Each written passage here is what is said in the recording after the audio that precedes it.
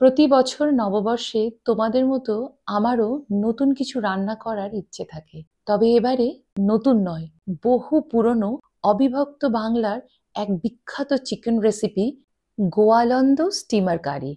Chicken curry চিংড়ি মাছ দিয়ে? হ্যাঁ, তবে বলি এই রেসিপির ইতিহাস। দেশভাগের আগে গোয়ালন্দ ঘাট থেকে নারায়ণগঞ্জ যেতে হলে স্টিমারে করে পদ্মা পারাপার করতে হতো। সেই সময় মাঝি মল্লাররা খুব সীমিত উপকরণ ও তাজা চিংড়ি দিয়ে দেশি মুরগির ঝোল রাঁধতেন। সেই থেকে এর নাম গোয়ালন্দ স্টিমার চিকেন কারি বা গোয়ালন্দ স্টিমার কারি।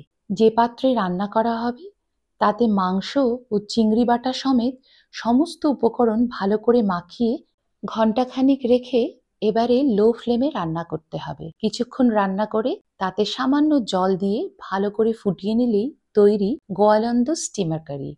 এর স্বাদ ও গন্ধ অতুলনীয়। এবারের নববর্ষে বানিয়ে ফেলো, নিজে খাও ও প্রিয়জনেদের খাওয়াও। নববর্ষের আগাম শুভেচ্ছা।